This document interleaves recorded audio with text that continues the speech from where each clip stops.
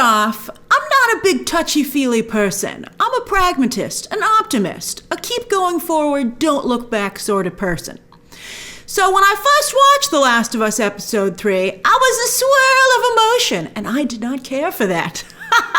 I was like, why is this so frickin' sad? I was so sad. As I said before, this episode destroyed me. I was just a puddle of tears on my sofa.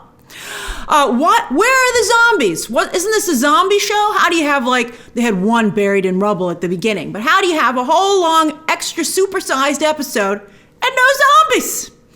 And then I know some of you will be upset. Don't worry, I came around on this episode, and I understand it for what it is, and I appreciate it for what it is. But, well, I have a big question to ask you. But anyway, and it revolves around my third problem with this episode, and that's that in a show that finally got LGBT characters right in genre entertainment, they finally did it. They then went off and killed them at the end of the episode. They didn't make it out alive. They're not going to continue to be a part of the show. And I feel there's a chance, and I'm curious what your opinion is on it, that it falls under the kill your gays trope that we're trying to move past. And here it is again. But after I calmed down and I rewatched this episode to take my notes for this breakdown, where again, even though I knew it was coming this time, I still cried my freaking eyes out. I was a puddle on my couch. It was so sad and so beautiful. And on that note, I could see the poetic brilliance of episode 3. This is the episode that this show will be known for. This is its defining episode. At the very least in the industry, it will be its calling card for sure during award season. You know, with awards, they send out an episode, because a lot of people don't have time to watch every single show that you would think they did, and you would think they'd love their industry and watch most of it, but a lot of awards voters don't. So they send an example. And I suspect this will be the episode that they send. And I think when they nominate shows not only for for acting, but they also nominate them for writing and directing. And I think episode 3 is probably going to get all the nods for The Last of Us. That's the one that HBO will really push. And I also think episode 3 is a true test of whether or not this show is going to be a hit for HBO. Because unfortunately, LGBT content has stopped a lot of mainstream content right in its steps, just dead to rights. It just cut it down recently. I'm talking Lightyear. Secrets of Dumbledore, which is interesting to me because that movie also had some beautiful, brilliant moments, and it could have been on this level if Warner Brothers, the parent company of HBO, ironically, had been brave enough to make the Dumbledore and Grindelwald romance the A storyline of those movies. And then, of course, also Strange World. Although Strange World was just such an awful film, creatively, I think that's a tough one to include here because there are so many other problems with it. But in my opinion, as I said, we finally got strong LGBT characters and genre content that were more than just their sexual orientation. Oh, it was so beautiful. So here's the real question. Is this beautiful, sad LGBT love story basically the opening of Pixar's Up? When I watched it the second time, I was like, wait a minute, this is the opening of Up. And I know some of you love that. I hated it for many of the same reasons. I was like, it's too sad and it's too fatalist.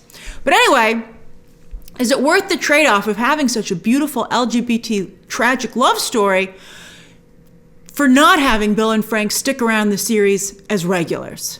I know a lot of game purists will say, we never saw them, we never even met Frank, and Bill never returned. He wasn't killed, but we never saw him again.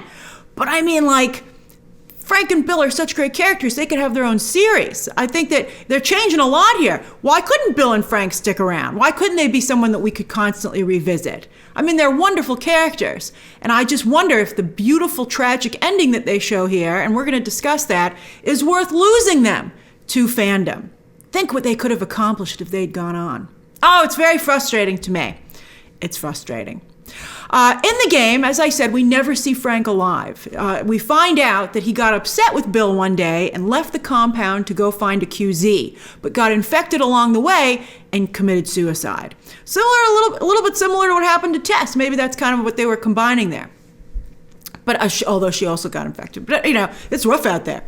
But Joel, Ellie, and Bill in the game find Frank's body with a note that he left for Bill telling him that he hated him. Very different story, as you can see.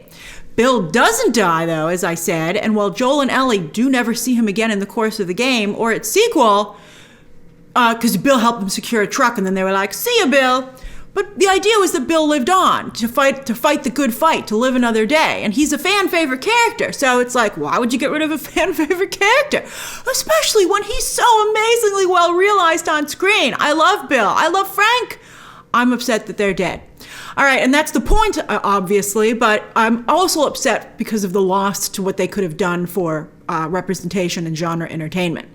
All right, so anyway, some of those elements from the game are obviously still here. Frank and Bill argue sometimes. They do have a contentious relationship, which I think is very realistic. I love this because, I think they represent a lot of relationships. Suicide is still prevalent, although obviously, again, under very different circumstances with love instead of hate, and I'm glad they changed that. And then Joel and Ellie still get a truck.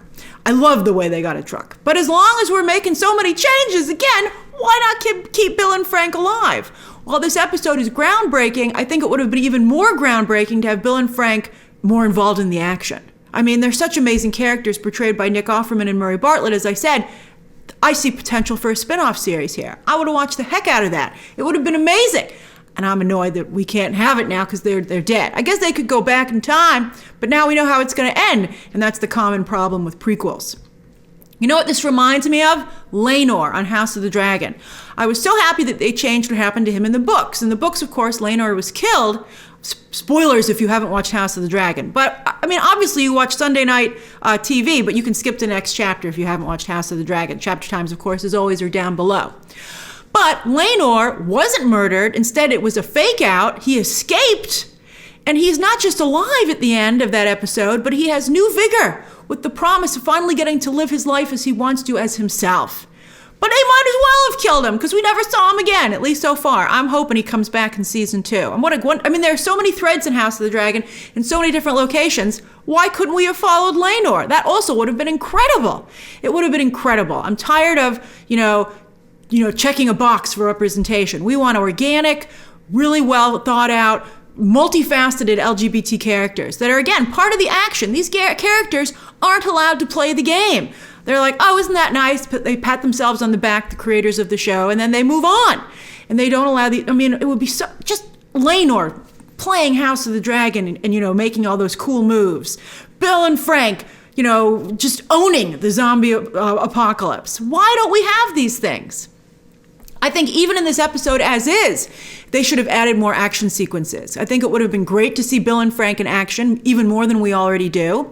And I think it would have cast a wider net of appeal. I think you're going to have an issue with some people just, being like, why aren't there more zombies in a show that was sold to me as a zombie show? And I know that fans of the game will be like, that's not what The Last of Us is about. But that's not how HBO sold it. All right, so let's talk about what we do have in this episode. I just wanted to make that point. But I want to also talk about what we got because, as I said, it is beautiful. Oh my gosh. It's like I wrote a freaking paper on this. This reminded me of when I broke down Rear Window. This is an incredibly well done episode. Oh, papers could be written on this. It's incredible. And this is all new. This is all fresh, baby. None of it's from the game. This is Craig Mazin up and down. And also, Peter Hoar. We have a new director this episode. He only directed this one, I believe. And while Neil Druckmann directed episode 2, which felt so much like the game because Neil Druckmann made the game, this one I think is much more cinematic. And Hoar, I know how that sounds. I can't help what his name is. He directed all the episodes of the very well-received LGBT UK drama It's a Sin, which I know many of you are a fan of. And he also directed episodes of Daredevil, Altered Carbon, and Umbrella Academy. And could have directed a spin-off of Bill and Frank. I'm really upset that I'm not getting that. All right. So first we meet Bill, an apocalyptic genius. The whole time he was setting up his compound, I was like, write that down. These were brilliant ideas. And by the way, Bill totally home aloned his compound. I thought that was also hilarious. But even more than that, and I think a lot of people will relate to this, and that's what's so great, because when you don't define a character just by their sexuality, there are all these different ways for people to relate to them. Like, for instance, Bill is living an introvert's dream, the world all to himself, and he's in charge. I mean, I think so many people will be like, that looks awesome. So this is a good place to talk about the message of the episode, which is also incredible, because this episode finds Joel at his lowest point yet. Tess is gone. Really, everyone is gone. Maybe even his brother Tommy too. He's worried about it. He doesn't know. But Bill, with his last will and testament to Joel, I love that, to whoever finds this, but probably Joel, he gives Joel's life meaning again. That he says that men like them are there to protect. And so he points Joel in the right direction, because protecting Ellie gives Joel purpose once more, a reason to live. And here's where it really gets amazing. Here's where it levels up to, like, you should get an award. Because I think this is the episode addresses what is there to live for in a zombie apocalypse. You can't achieve anything anymore, right? You can't build a career. You can't amass, standing in the community, stuff like that. But what you live for is a loved one, a human connection. That's something that you still can build. And is that just in a zombie apocalypse, or is it revealing a truth that's always there? Oh, I love that. That all that really matters, even today, even when society's just still humming along, are human connections. They always say you can't take it with you. And although they kind of took each other with them. Isn't that just so beautiful? But, the idea that all that matters is the lives that you touch and the human connection. I mean, that's just, oh my gosh, it's so beautiful. I just absolutely adored it. To me, that's what really sets The Last of Us Episode 3 apart from what even the other episodes in this show. And it's an extremely sophisticated and adult story. And I also want to talk about the romance that's depicted, because this is also very rare for Hollywood, yet extremely real. Are Bill and Frank a perfect match? Of course not, but you never meet your soulmate. Real life is not a fairy tale. You meet who you meet, and amongst those people, hopefully you find a stranger who you have a spark with, and you say, maybe I could build a life with that person. That is so real. That's so real. And you make it work. You do the work. And you forge this imperfect connection. And that it can survive that imperfection is what makes it so special. That's incredible. I mean, Hollywood often puts out, I think, forward a very unrealistic depiction of love, which a lot of people buy into and causes a lot of unhappiness in the world. Look at Bill and Frank's relationship and see a healthy and successful one. Bill and Frank's love here is so pure, so real, so adult. It transcends sexuality, in my opinion. And a story like this should illustrate how we are all more alike than different, right? I mean, I've never seen a better example of love is love. I'm excited about this, so I'm saying that, but I'm sure this is definitely one of the best examples. And I hope that is something people take away from this episode. I hope you watch it multiple times so that you can really let that sink in. I mean, that is, to me, just so great. I hope people look at this and say, that's like the love that I have for my loved one. I hope that that's what people realize. Now, while real life isn't a fairy tale, that's not to say it doesn't have fairy tale moments. How did you like the apocalyptic meet cute that Craig Mazin dreamed up for Bill and Frank? We got to see their first date and their last date, perfectly bookending their romance, their life together. It was even the same meal. Ah, that Bill. What a sweetheart. Oh, I loved it so much. But there was one big change, and that is where Bill sat. And when I watched the episode for the very first time and I saw him sit down next to Frank, that's when I knew he was going to take the pills as well. Because he clearly couldn't live without him. Well, he could, but he had no interest in doing so. And if anyone here has forged that kind of relationship with a loved one, be it romantic or a parent or a child, I think that this episode's really going to get you. It's just amazing. It's amazing. That just, as I said, it destroyed me. I was just, a puddle of tears. 3 of my favorite lines from Frank's last day. When Bill said, I'm old, I'm satisfied, and you were my purpose. I mean, that was amazing. And then earlier, Frank had 2 good ones. He said, I've had more good days with you than anyone else. Just give me one more good day.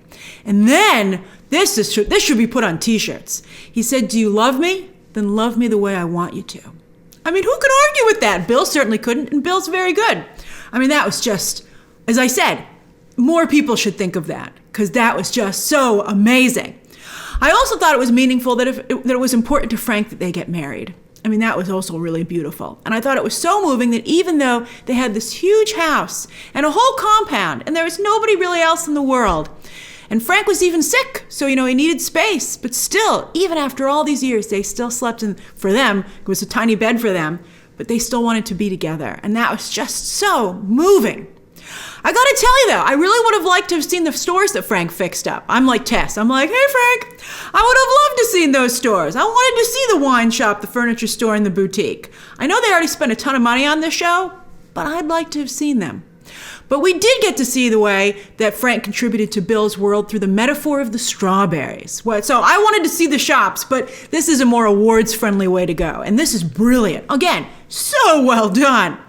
So the metaphor. Frank turned one of Bill's guns. Don't worry, one of the small ones. That was such a cute couple moment. Because he gets Bill too. So he turned one of Bill's guns, the small ones, by trading it with Tess and Joel for a packet of strawberry seeds. And that sweetness, that indulgence, that vibrant splash of red, because Frank, of course, was an artist. Although Bill had artistic sensibilities too. I'll talk about that in a moment. But that was Frank to Bill. Frank was Bill's strawberry, right? Which is what makes the scene just so lovely and so brilliant. Because right before Frank reveals the strawberries that he planted, they were arguing. They were having a rough day. And, I'm sure Bill was, they were frustrated with each other. Just like all relationships, everybody has those moments. And the strawberries remind Bill of why he loves Frank. Because of how different he is. Frank is that special, unexpected something that in Bill's life, because Bill's such a planner. Everything's locked down. And that's what he loves about Frank, because it's that unexpected, wild card. And it's just so beautiful, man. Oh my God. All right. So yes, fate brought the introvert an extrovert. How great is that? Again, this isn't, as I said, a fairy tale. It wasn't love at first sight. I don't think it was, but I do think that there was a spark. I wasn't sure at first until I saw the tear. Great acting from Murray Bartlett. The tear in Murray Bartlett's eyes when they had that connection. I think part of it was also just a human intimate connection because, it's hard to meet people during a zombie apocalypse. So I think that, probably been a while. So I thought that was like really moving too. But I think there was a spark, definitely some attraction. But I also think, just like again, real life, hey, maybe there's something here. Maybe I could possibly build a life. So that's why I think this episode, again, is so sophisticated in that regard. Because again, this is how a lot of relationships, I would wager most relationships, certainly a lot of the healthy ones, start out. And then the big surprise, of course, as the episode goes on, is that the friends that Frank makes, I like that he's like, and we're going to have friends, Bill. I thought that was great. And the friends that he makes are Tess and Joel. Tess said that she and Joel weren't good people. And I was worried, therefore, that we might get an example of that this episode and they would take advantage of Bill and Frank. Bill was worried about this as well. But Tess and Joel continue to be good people who just like to say they're not. I'm like, you guys, I've seen you now many times and you're great. You're better than good. You're exemplary people. So it was weird to me, though, that Joel and Tess didn't try to move on to the compound with Bill and Frank. I'd be like, I see a lot of buildings here, guys. Can we live here too? But maybe they didn't want to push their luck. But then also, the more I thought about it, I was like, maybe Joel and Tess are city folk. It's like the country mouse versus the city mouse. And that kind of living just didn't appeal to them. They wanted to be out in the world. And just knowing that they had this resource and this escape when they wanted it was enough. Come to think of it, yeah. I think your priorities change during a zombie apocalypse. But, people are different, which is another great thing that this episode illustrates.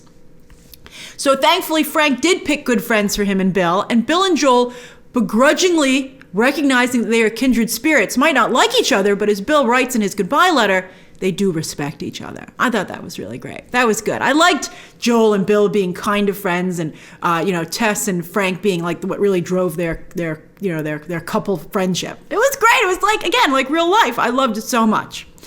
The episode also is extremely well written from a structural standpoint. If you're interested in being a screenwriter, listen up. This is good stuff. The passage of time is handled brilliantly. Also, very good editing, so that you are both captivated and really feel the passage of time. I often tell you that the mark of a good writer is knowing when to start a scene and when to end a scene. And this episode is a very good example of that. Extremely well done. Also, amazing fake out. What a fake out. Twice you think that Bill is going to be the one to go first. He apologized for getting older faster than Frank, and then he's the one who gets shot that night when the raiders come. Although Frank distracted him. I was like, Frank, what are you doing? Because Bill's, you're Bill's Achilles heel. Just let him do his work. Let him cook out there. But then you jump cut and you discover that it's Frank who ends up getting sick, not from the fungus, but from an illness that existed even before that wasn't even curable then, as they point out. How cruel life can be. That was amazing. Another excellent setup, establishing the gun. We see Frank get it the night of the raiders, so we know where it's kept. So when Ellie's going through the same desk years later, we know what she finds the instant she does, if not a few seconds before. You're like, oh, your dreams are about to come true, Ellie. And on that note, the whole episode, she's been saying, can I have a gun? Even before that. And as Chekhov says, if you're going to set up a gun so specifically, it's got to go off. Oh, no spoilers. Craig Mazin is a very good writer. But in addition to the great writing and directing, you've got to have great acting. Nick Offerman and Murray Bartlett do amazing work here, not just perfectly capturing their own characters, but in just a single episode, bringing to life all the nuances, again, of a real complex relationship. From that first hesitant attraction, could there be something here? To the arguments, to the heart-to-hearts, to even, I think, the little moments where the magic truly is. Like when when Bill was wheeling Frank to go to the boutique in the shops for one last time, and Frank was pointing out the flowers. I mean, that was just, wow. I was like, oh my gosh. I also feel the production design team did a wonderful job, not just building Bill's world, but then slowly showing how Frank added to it, like with his paintings throughout the house. I really noticed those. I thought they were just a great subtle addition to how Frank not only made that space his own as well, but added to it, but not, like there wasn't a struggle for whose space that was. They truly shared it. Oh my God, it's so beautiful. Couple goals. But Bill had an artistic flourish too, as I said, especially as a chef. He was a foodie, and one of my favorite touches was the napkin in the bread basket when Tess and Joel came over. I was like, it really is the little things, Bill. I see you, and I love you. Bill is so meticulous, that's how Joel knows something is wrong when they show up later, because the flowers are dead, and Bill, of course, would never allow that to happen if he was okay. But on the flip side, Bill knew where to store the car battery. It was in the refrigerator. I Googled it. That is indeed where you're supposed to store car batteries. So what a guy. What a guy. All right, now let's talk about Pedro Pascal. I would say my favorite line of this episode is when he says, he cuts Ellie off reading the letter and he says, so they're dead? That really got me. I mean, that was just a great line because it was really Joel. He was cutting to the chase, not only intellectually, but emotionally. Like how much can Joel take? He almost breaks. And I think Bill from Beyond the Grave pulls him back. Because remember, Frank and Bill are his last remaining human connection. Bill says he and Joel are protectors, but Joel is like, yeah, that just reminds me that he couldn't protect. He's like, I couldn't protect Sarah. I couldn't protect Tess. Tommy's missing. I didn't protect him. And, I said, I think he feels like a failure in that moment. But Tommy, he doesn't know for sure what's going on with Tommy. So there's still a chance he could save him. He could find him. And Ellie's immunity is real. And I think he could help Ellie. He could save the world. So again, Bill's note, it pulls Joel back from the brink and reminds him that men like them keep going so they can protect.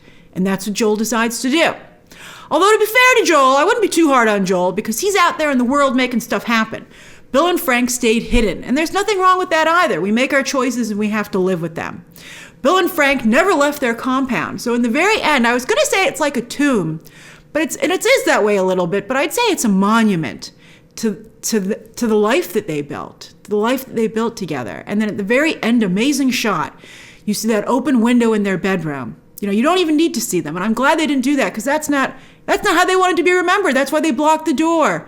Oh, I just thought of that. I mean, they had the open window and the curtain going in the wind and Linda Ronstadt playing.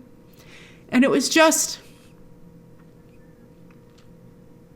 a life well lived. And they ended it on their own terms. And it was just beautiful.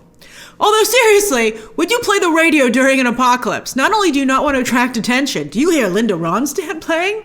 But also, don't you want to not use up that car battery? But it was very beautiful. It was just gorgeous. It was such a moving, but also such an impressive feat of creative work. It was really good.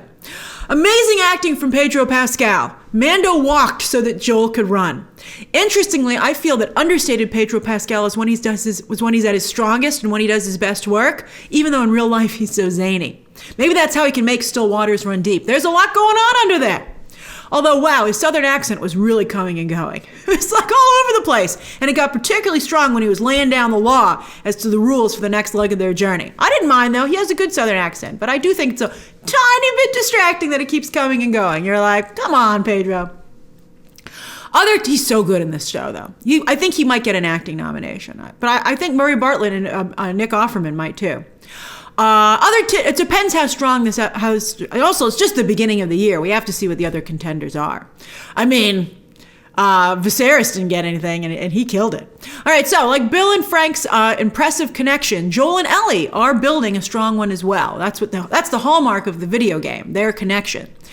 This episode starts with Ellie insisting that what happened to Tess isn't her fault, but then it ends with her willing to accept some responsibility, although Joel shuts her down and he says, we're never talking about Tess. Because again, their relationship, we're not there yet. They have the whole season, whereas unfortunately Bill and Frank had just this one episode. Also, we get to see Ellie get her iconic t-shirt from the game. Again, Bill, I love your organization system. Not only did he say this was women's shirts, but he had the size labeled. I was like, oh my goodness. I wish they'd gone to the boutique, but Joel's not going to go shopping. I had to be in the house. And also, Ellie exhibits some dark behavior, and she sure keeps a lot of secrets from Joel, even though, as she points out, he is perhaps even too honest with her. He's a very honest guy. Again, he is good people. He's extraordinary people. He's like George freaking Bailey. That's who he is. Does Ellie cutting that infected person that she finds, then killing them, does that show compassion, a lack of compassion, or a mix of both? I think it means that she's more brutal than Tess or Joel or even Bill, and perhaps best suited for this new world. She is born of it. That's very interesting. Everybody else here remembers what it used to be like, but not Ellie. Does that maybe give her some kind of freedom? She's never been in an airplane. She's never been in a car. She's never played Mortal Kombat. I love that her favorite character was Melina, just from hearsay. She's like, this is the character that I think is cool. Not only because Melina, I think, is a very good fit with The Last of Us, but it's very telling about Ellie herself, because Melina is an LGBT character in Mortal Kombat, just like Ellie is in The Last of Us. Also, for those of you who doubted the flower theory, it's now canon. It's made canon here. A bunch of people ate it the world over on Friday morning, became zombies biting people by that evening, and by Monday, everything was gone. That was an incredible line, that it just took a weekend. The Lord took 7 days to make the world, but it took fungus just a single weekend to end it. I thought that really put things in perspective. By Monday, everything was gone. Great line. I liked when Ellie asked Joel if he was on the lookout for the infected, and he was like, no, people. And I was like, that's this show. Just like bullets and pills, we're looking out for the people, because that's the real danger. Also, that mass graveyard, innocent civilians slaughtered by the government because they couldn't care for them, they didn't have enough space and resources, and they didn't want them to turn into zombies. That was a biting line from Frank, by the way, when he tells Bill the government didn't used to be evil, and we're all like, I don't know, man. I mean, I wouldn't go as far as Bill, but I wouldn't be as naive as Frank. I guess I'd be kind of like Joel, sort of in the middle. We also got a basic time of death, I believe, for Bill and Frank. When the radio went off, I'm not totally sure. Well, they established it that Bill didn't reset the timer, so it automatically sent out a signal, that 80s music. But I don't think the plant would have died that quickly, because I think it's only been like, a week? It took them to get from the Boston QZ zone to Bill and Frank's place. So I don't think the plant would have died that quickly. So I think it should have been longer. Maybe Joel kept missing the 80s music. I'm not sure. But I do think that's what they were trying to set up at the radio. So what did you think of The Last of Us Episode 3? I do again suggest that you watch it twice. There's just so much going on here, as you'll discover. What do you think of the decision to show the whole Bill and Frank relationship? And what do you think of the decision to kill them both off? Man, it's going to haunt me forever. I'm so upset about it. And what do you think of how both Joel and Ellie evolved during this episode? And will you be sticking with this show now that it's revealed what it truly is? More of a human drama than a zombie actioner. I think if they can get over this hurdle, that's going to really decide the fate of this show. So are you in or are you out? I hope you're in. I'm looking forward to going over episode 4 with you next week. And until then, so subscribe so you make sure you get that video. And until then, you can check out some more videos that are available right now.